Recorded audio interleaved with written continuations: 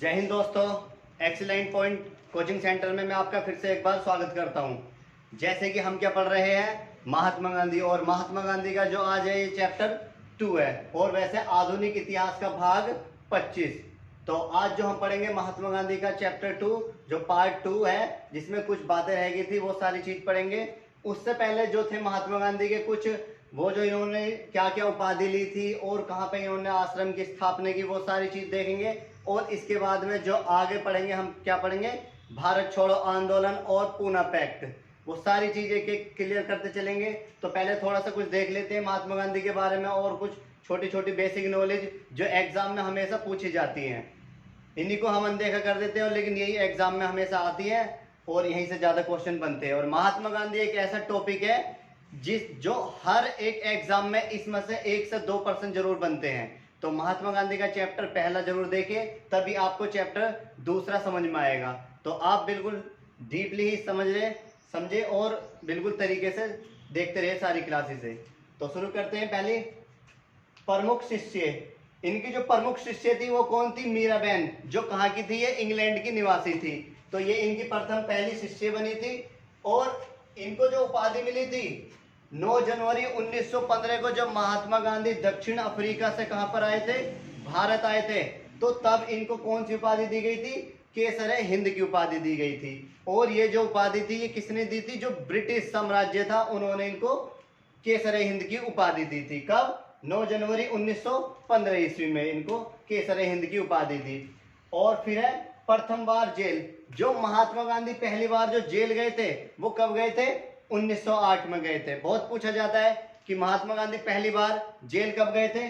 तो 1908 में महात्मा गांधी जेल गए थे। जो महात्मा गांधी ने अपने साबरमती आश्रम की स्थापना की थी उसमें क्या था? लगभग 78 इनके अनुयायी थे। और वो अनुयायी कैसे थे? जो अपंग थे और जो घर से बड़े बूढ़े होते हैं उनको बाहर निकाल देते हैं, और बहुत सारे जो बीमार लोग, तो वो जितने लोग थे वो कहाँ रहते थे? वो साबरमती आश्रम में। कहाँ पे ये इनका गुजरात में। और इसकी स्थापना कब की थी इन्होंने? 17 जून 1917 ईस्वी में इनकी स्थापना की थी। दक्षिण अफ्रीका में महात्मा गांधी लगभग 21 वर्ष रहे थे। 21 वर्ष रहने के बाद में फिर मैंने बताया इनके एक धार्मिक गुरु भी थे और एक राजनीतिक गुरु भी थे। धार्मिक गुरु राजचंद्र भी आ जाता है, कभी कभी रामचंद्र भी आ जाता है। तो दोनों नाम एक है। राजचंद्र क्या थे इनके? धार्मिक गुरु। और एक आ जाता है राजनीतिक गुरु। ये मैंने कल भी बताया था आपको, गोपाल कृष्ण गोखले।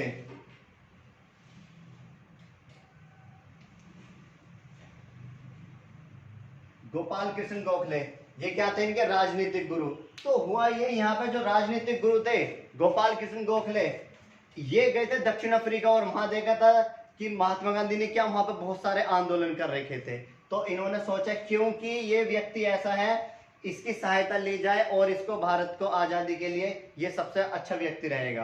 तो इसलिए गए और इनके कहने पर ही जो दक्षिण अफ्रीका से महात्मा गांधी वापस आए। कब आए थे वो? 9 जनवरी 1915 ईस्वी में। और तभी उसी दिन को क्या मनाया जाता है? भारतीय अप्रवासी दिवस।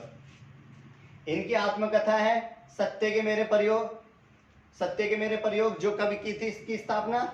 1925 ईस्वी में। और फिर इसके बाद में आ जाती है इनकी उपाधियां।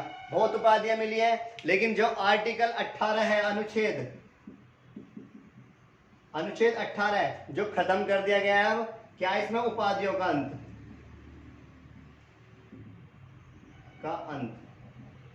क्या खत्म कर दी गई? जो उपाधियां होती हैं वो उपाधियां खत्म कर दी गई हैं, क्योंकि पहले बहुत उपाधियां मिलती थी। सुभाष चंद्र बोस जी ने क्या किया था? इनको रेडियो के प्रसारण से इनको सीधा क्या बोला था? राष्ट्रपिता की उपाधि दी थी। किसने? नेताजी सुभाष चंद्र बोस जी ने। और फिर आता है चाचा नेहरू या जवाहरलाल नेहरू। इनको क्या कहा था इन्होंने? बापू कहा था इनको। महात्मा गांधी को बापू की उपाधि दी थी। फिर आते हैं रविंद्रनाथ टैगोर ने क्या कहा था इनको? महात्मा गांधी। जब चंपारण सत्याग्रह हुआ था, और चंपारण सत्याग्रह महात्मा गांधी का पहला आंदोलन था ये भारत में। जब ये आंदोलन हुआ तो महात्मा गांधी ने वहां बहुत लोग इकट्ठे कर डाले, इतनी पब्लिक एकत्र होगी वहां पे। तो तब रविंद्रनाथ टैगोर ने क्या किया? अरे आप तो बहुत बड़ी आत्मा हो, तो इसलिए इनको क्या नाम दे दिया गया, महात्मा की उपाधि दे दी गई महात्मा गांधी को। और जो महात्मा गांधी के साथ में जो चंपारण सत्याग्रह हुआ था, मैंने कल ही बताया था आपको, उसमें जो हमारे प्रथम राष्ट्रपति थे डॉक्टर राजेंद्र प्रसाद, वो उनके साथ थे उस आंदोलन में। फिर आता है मलंग बाबा। मलंग बाबा की उपाधि किसने दी थी, ये खिदमतगार ने मलंग बाबा की महात्मा गांधी को उपाधि दी थी। फिर आता है जादूगर। जादूगर की उपाधि किसने दी थी, शेख रहमान ने जादूगर की उपाधि दी थी। और लॉर्ड माउंटबेटन, लॉर्ड माउंटबेटन ने क्या दिया था इनको, वन मैन बाउंड्री फोर्स की इनको उपाधि दी थी, क्योंकि जब लॉर्ड माउंटबेटन 1946 में आए थे भारत में, तो तब इनको ये उपाधि दी गई थी। और जो महात्मा गांधी के समाचार पत्र थे, एक तो यंग इंडिया और दूसरा हरिजन, ये दो इनके समाचार पत्र थे। पुस्तकें कौन कौन सी थी इनकी, एक ही पुस्तक थी हिंद स्वराज, और ये 1909 में इन्होंने लिखी, जब ये कहाँ जा रहे थे, लंदन में जा रहे थे, तब इन्होंने ये पुस्तक लिखी। तो अब आगे जो पढ़ेंगे हम क्या पढ़ेंगे, वो महात्मा गांधी के बारे में कौन कौन से आंदोलन जो कल रह गए थे वो आज सारे वो क्लियर कर लेंगे हम।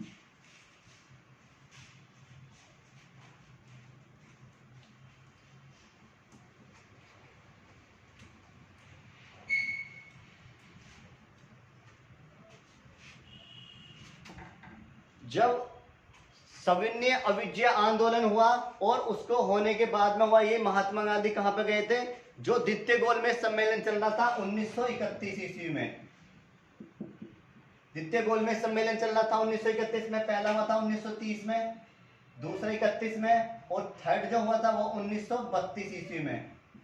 ये 3 गोलमेज सम्मेलन हुए थे कहां पर, ब्रिटेन में, लंदन में। जैसे ये सम्मेलन हो रहे थे, और इसमें जो पहले सम्मेलन में जो भाग लिया था, लगभग यहाँ पर बहुत सारे लोग थे, लगभग 889 इसमें लोग सदस्य, इसमें टोटल सदस्य शामिल हुए थे प्रथम गोलमेज सम्मेलन में। और महात्मा गांधी जो दूसरा गोलमेज सम्मेलन था 1931 वाला, इसमें इन्होंने भाग लिया, क्योंकि जो उस समय जो लॉर्ड इरविन था, लॉर्ड इरविन ने उनका पागल बना दिया और उनको कहां भेज दिया था, लंदन भेज दिया था कि आप कहां जाओ, गोलमेज सम्मेलन में आप अपनी बात रख सकते हो। और महात्मा गांधी यहां से कहां चले गए थे, वो द्वितीय गोलमेज सम्मेलन में।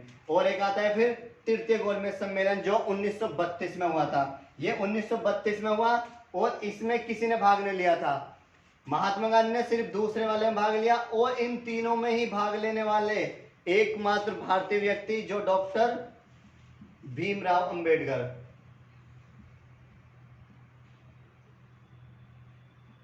अंबेडकर ये एक ऐसे व्यक्ति हैं जिन्होंने तीनों गोलमेज सम्मेलनों में भाग लिया। अब जब महात्मा गांधी 1931 में यहां से कहां पर आ गए थे, अपने भारत में आए, और भारत में उन्होंने क्या किया, टेंट लगाया, और टेंट वेंट लगा के 10-20 लोग बैठे। अब जो लॉर्ड इरविन था,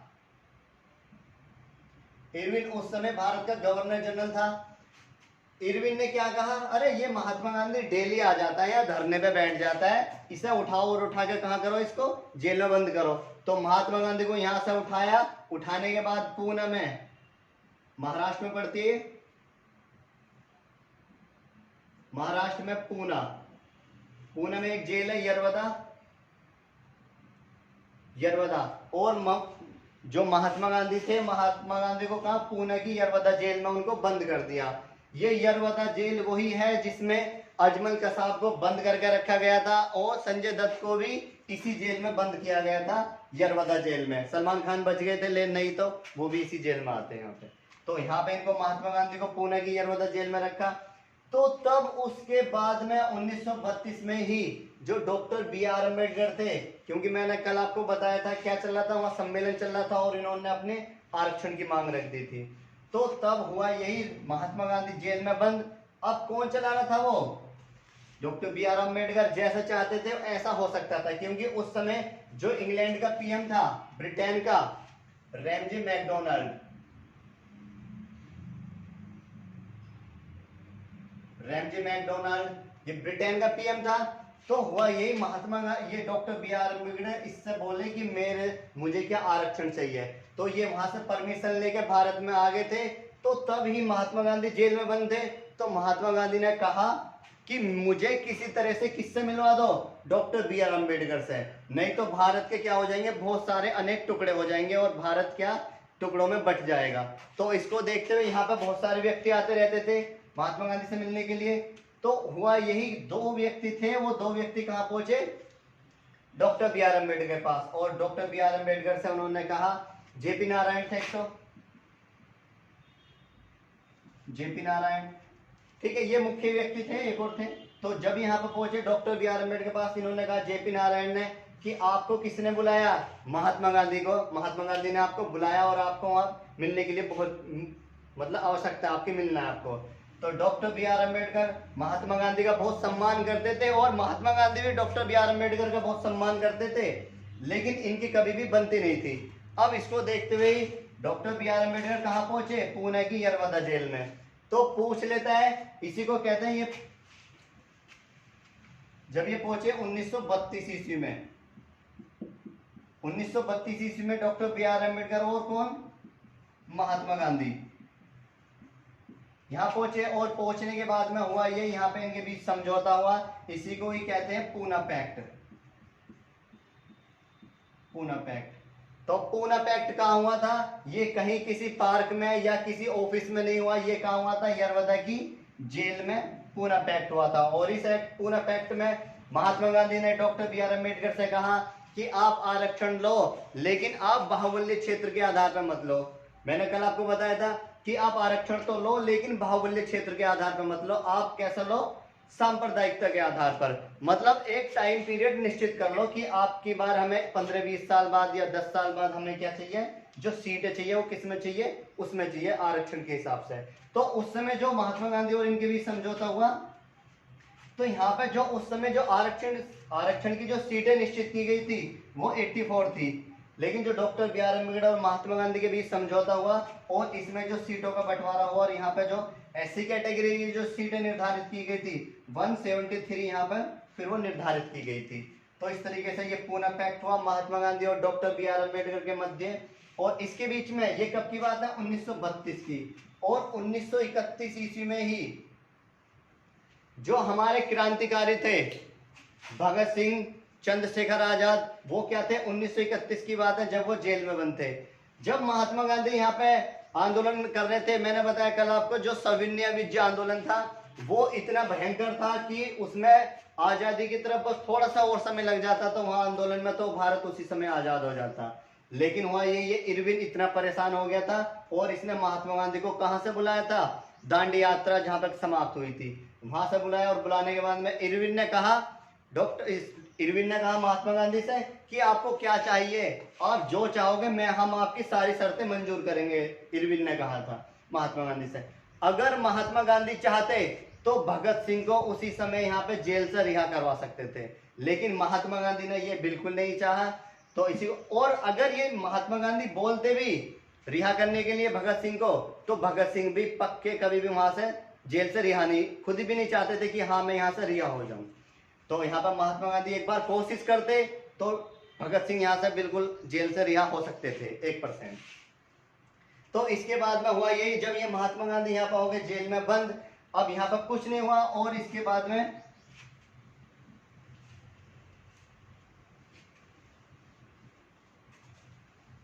जो कल हमने पढ़ा था असहयोग आंदोलन,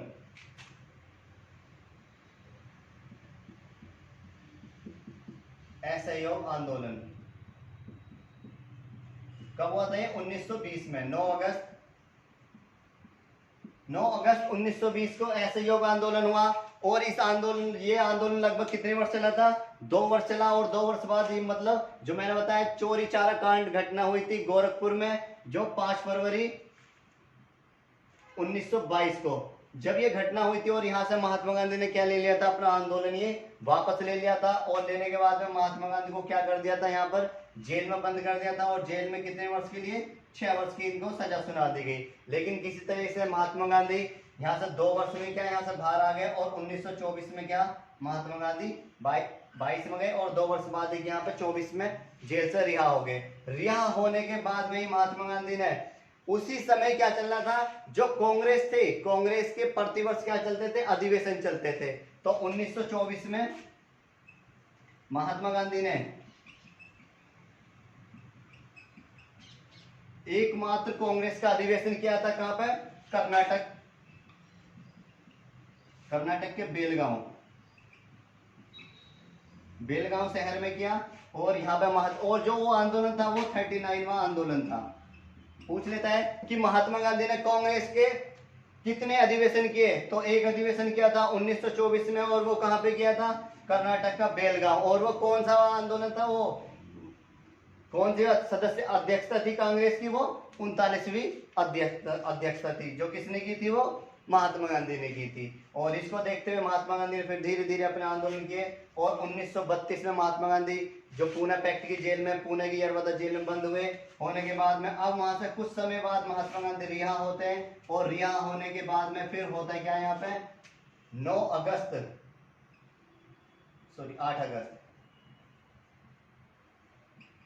8 अगस्त 1942 को, 8 अगस्त 1942 को क्या होता है, यहाँ पे महात्मा गांधी जब 1942 से ही पहले हम थोड़े से पीछे जाएंगे, तो नेताजी सुभाष चंद्र बोस पढ़ेंगे हम इनके बारे में बिल्कुल डिटेल में। तो जब नेताजी सुभाष चंद्र बोस यहाँ पे भारत के उस समय क्या आजादी की तरफ लोगों को एकत्र कर रहे थे, इन्होंने फॉरवर्ड ब्लॉक की स्थापना की और आजाद हिंद फौज की स्थापना की। तो ये भारत को आजाद कराने के लिए जगह जगह क्या देशों में जाते थे, और वहां जो वहां के पीएम थे, लोग थे, उनसे मिलते थे। तो उसी समय ये आंदोलन, मतलब भारत को आजाद कराने के लिए दूसरे देशों में घूम रहे थे। तो उसी समय जो सुभाष चंद्र बोस थे, इन्होंने क्या किया था, भारत में दबाव, जो भारत में अंग्रेज थे, और भारत में जो अंग्रेज थे उस समय जो गवर्नर जनरल था लिनलिथ गो उस समय गवर्नर जनरल था भारत में। और उस समय जो ब्रिटेन का जो पीएम था वो चर्चिल था। ये वही चर्चिल है जिसने महात्मा गांधी को अर्धनंगा फकीर की उपाधि दी थी। तो चर्चिल कहाँ था, ये पीएम था ब्रिटेन का। तो हुआ यही, जब सुभाष चंद्र बोस जी ने क्या भारत को आजादी कराने के लिए किसके ऊपर दबाव बनवाया, ब्रिटेन के ऊपर दबाव बनवाया। और इतना दबाव बनवाया यहाँ पर ब्रिटेन के ऊपर, उधर अमेरिका से भी, रूस से भी, जर्मनी से भी, और भी जितने भी अन्य देश थे, भारत को आजाद कराने के लिए यहाँ पर दबाव बनवाया। और दबाव बनाने के बाद में हुआ ये, यहाँ से जो चर्चिल था, चर्चिल इसके पास एक व्यक्ति भेजता लिनलिथ गो के, और लिनलिथ गो से बोलता है कि देख, मैं भारत को आजाद कराने के लिए कुछ व्यक्ति भेज रहा हूं, लेकिन तुझे किसी भी तरह से कुछ भी कर, वो भारत को आजाद नहीं करने चाहिए, वो किसी भी तरह से यहाँ से वापस भगा दे उन्हें। अब लिनलिथ गो किसका चमचा था, विंस्टन चर्चिल का। अब हुआ ये, यहाँ पर चर्चिल ने क्या किया, यहाँ से 3 व्यक्ति भेजे। एक क्रिप्स मिशन भेजा, क्रिप्स मिशन 1942। और इस क्रिप्स मिशन में हुआ ये, यहाँ पर 3 व्यक्ति थे। एक तो सर क्रिप्स क्या थे, इसके अध्यक्ष थे एबी अलेक्जेंडर और लॉर्ड पैथोरेंस। ये 3 सदस्य आए थे, जिसमें अध्यक्ष कौन थे, सर क्रिप्स और एबी अलेक्जेंडर, ये अन्य थे, और लॉर्ड पैथोरेंस, ये 2 अन्य थे, ये अध्यक्ष थे उस समय।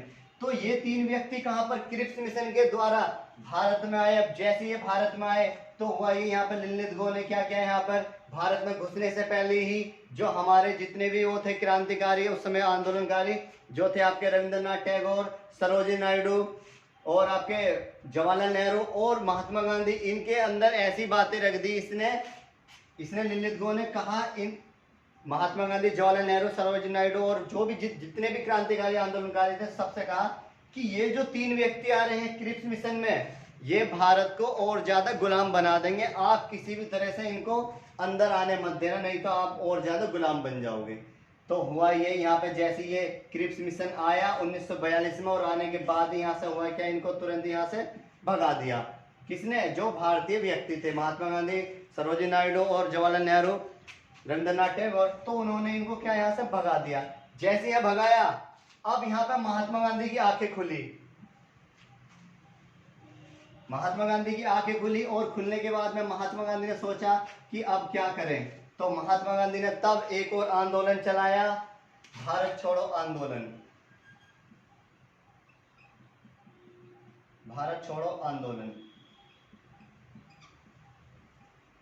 कहाँ चलाया, कब चलाया था? 8 अगस्त 1942 को चलाया था। ये कहाँ पर? मुंबई, मुंबई के ग्वालियर टैंक में, ग्वालियर टैंक ये पार्क था उस समय। और इसको क्या अगस्त क्रांति के नाम से भी इसको जाना जाता है, भारत छोड़ो आंदोलन को। तो हुआ ये, यहाँ पे महात्मा गांधी ने लगभग 1 घंटे 10 मिनट यहाँ पे भाषण दिया। और इस भाषण में इन्होंने कहा था महात्मा गांधी ने कि अगर आजादी की तरफ आजाद चाहिए, आप सभी को आजादी चाहिए, तो आपको क्या करना पड़ेगा? यहाँ पर अंग्रेजों से सामना करना पड़ेगा। और अंग्रेजों को यहाँ पर कौन सा है? महात्मा गांधी ने एक और नारा दिया यही तुरंत के तुरंत, करो या मरो का नारा, करो या मरो, करो या मरो का नारा दिया। और जैसे ही नारा दिया, महात्मा गांधी ने कहा कि अगर आपको भारत को आजाद कराना है तो आपको या तो करना है पड़ेगा या फिर मारने पड़ेंगे अंग्रेजों को। क्योंकि महात्मा गांधी सबसे पहले कैसे थे? वो बिल्कुल बिल्कुल सीधे थे, किसी तरह का कोई भी हिंसात्मक नहीं करने वाले थे। लेकिन बाद में हुआ ये, इन्होंने देखा कि मैंने इतने आंदोलन किए लेकिन उनका कोई परिणाम नहीं निकला। और अंत में जाकर महात्मा गांधी ने फिर एक आंदोलन किया अंतिम, कि अब तो मुझे क्या हथियार उठाने पड़ेंगे। और यहाँ पे जितने भी थे मजदूर थे, उनसे सबसे कहा कि अगर आपको आजादी चाहिए तो क्या करना पड़ेगा? आपको करो या मरो, मतलब भारत छोड़ो आंदोलन में शामिल होना पड़ेगा। और इसमें क्या, जितने भी अंग्रेज है उनको यहाँ से भगाना पड़ेगा।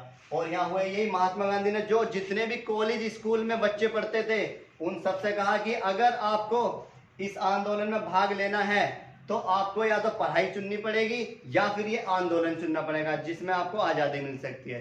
तो जितने भी स्टूडेंट थे उस समय के, वो सारे के सारे इस आंदोलन में शामिल हो गए थे। और महात्मा गांधी ने भी क्या, जो मिल मजदूर थे, मजदूरों को भी सबको समझाया कि आपको किसमें, इस आंदोलन में शामिल होना है अगर आपको आजादी चाहिए। और आप काम करो, लेकिन काम बस इतना करो दिखाने के लिए, आपको पूरी तरह से काम नहीं करना।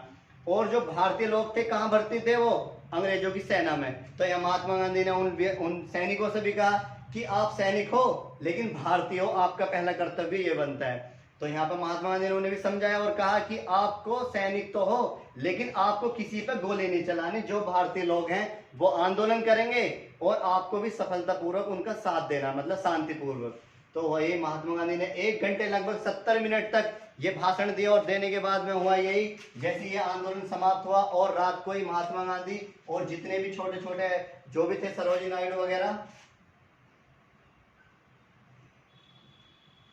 सरोजिनी नायडू वगैरह, इन सबको रात को जब ये मीटिंग खत्म हुई और होने के बाद में महात्मा गांधी और सरोजिनी नायडू, बहुत सारे सरोजिनी नायडू, जवाहरलाल नेहरू, इन सबको क्या अलग अलग स्थानों पे क्या इनको अंडरग्राउंड कर दिया, मतलब बिल्कुल एकदम विलुप्त कर दिया कि ये गए कहाँ पे। ना तो इन्हें जेल में बंद किया, कहीं पे पता नहीं चला। जो महात्मा गांधी को कहाँ बंद किया गया था? पूना में किया गया था। पूना में कहाँ पर? आगा खां पैलेस में।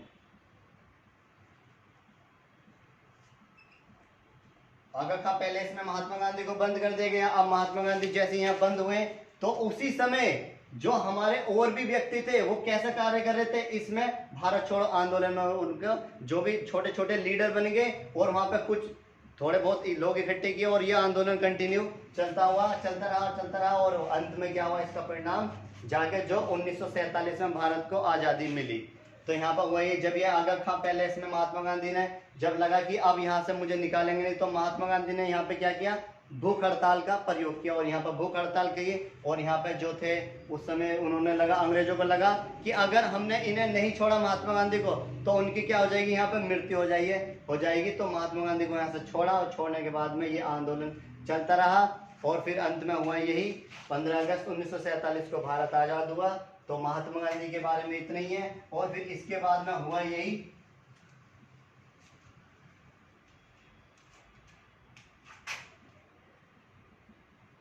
अंग्रेजों भारत छोड़ो, भारत छोड़ो, ये भी नारा दिया था महात्मा गांधी ने। और हुआ ये 15 अगस्त 1947 के बाद में, जैसे जब भारत आजाद हुआ उस समय भी महात्मा गांधी कहाँ थे, पश्चिम बंगाल में। पश्चिम बंगाल में क्या कर रहे थे, आंदोलन कर रहे थे। तो यहाँ पे जो पूछ लेते हैं कि जिस समय भारत आजाद हुआ उस समय महात्मा गांधी कहाँ थे, तो महात्मा गांधी वो पश्चिम बंगाल में यहाँ पे क्या कर रहे थे, वो भी आंदोलन कर रहे थे। क्योंकि जितने भी हमारे ये लीडर, प्रधानमंत्री, पहले प्रधानमंत्री बने और जो भी अच्छे अच्छे व्यक्ति थे, उन्होंने क्या किया, वो लाल किले पर तिरंगा फहरा रहे थे और अपना फोटो खिंचवा रहे थे कि हम भी क्या, हमारा फोटो आएगा और आगे आने वाले भविष्य में लोग देखेंगे कि हाँ हमने भारत को आज़ाद करा। लेकिन महात्मा गांधी उस समय भी कहाँ थे, आंदोलन कर रहे थे। और हुआ ये अंत में महात्मा गांधी जब 3 जून 1946 को जो भारत और पाकिस्तान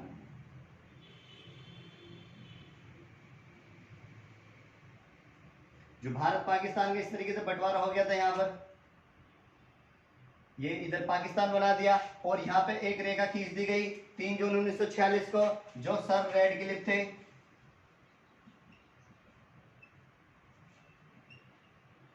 रेडक्लिफ, इन्हीं के ही नाम पे ये लाइन है जो भारत और पाकिस्तान का विभाजन करती है। रेडक्लिफ ये कब रखी गई थी, 3 जून 1946 को सर रेडक्लिफ ने ये रेखा निर्धारित की। और यहाँ पे जो थे उस समय, यहाँ पे महात्मा गांधी ने कहा कि अगर आपको कहाँ पर जहाँ जाना चाहते हो आप वहाँ पर जा सकते हो। लेकिन महात्मा जो व्यक्ति थे, क्योंकि यहाँ पर पाकिस्तान के कौन थे, मोहम्मद अली जिन्ना, वो चाह रहे थे कि जितने भी वो इस्लाम धर्म के या मुस्लिम धर्म के लोग हैं वो कहाँ आ जाए, पाकिस्तान में। तो महात्मा गांधी ने क्या किया, वहाँ पे उन्हें जो भी थे व्यक्ति उनको कहाँ पर, वो भारत में उनको यहाँ पर रोक दिया। और रोकने के बाद में हुआ यही, तभी यहाँ पे एक व्यक्ति था यहाँ पे 1948 में 30 जनवरी 1948 में हुआ यही, जो शाम के 5:17 थे। 5:17 महात्मा गांधी का मंदिर से लौट रहे थे और हुआ यही 5:17 पे एक व्यक्ति आया, नाथूराम गोडसे। नाथूराम गोडसे क्या कर देता है, 5:17 पे यहाँ पे महात्मा गांधी की हत्या कर देता है। और यहाँ पे महात्मा गांधी क्या हो जाती है, महात्मा गांधी की यहाँ मृत्यु हो जाती है 30 जनवरी 1948 को। और इसी 30 जनवरी को क्या मनाया जाता है, शहीद दिवस। शहीद दिवस मनाया जाता है। जो महात्मा गांधी का जन्म हुआ था 2 अक्टूबर 1869 को, उसको कौन सा दिवस मनाया जाता है, अहिंसा दिवस। तो मृत्यु के समय 30 जनवरी को क्या मनाया जाता है, हर साल मनाया जाता है शहीद दिवस। तो हुआ ये, यहाँ पे नाथूराम गोडसे इनकी हत्या कर देता है 5:17 पे। और जो बंदूक थी उस समय की पूछते नहीं है, लेकिन हाँ फिर भी नॉलेज होनी चाहिए। बोरगट्टा उस समय की ये वो पिस्टल थी, जो भी तमंचा था ये बोरगट्टा था। और ये इसका जो नंबर था वो 606 और 824 इसका वो नंबर था। और इसको जो खरीदा था ये गंगाधर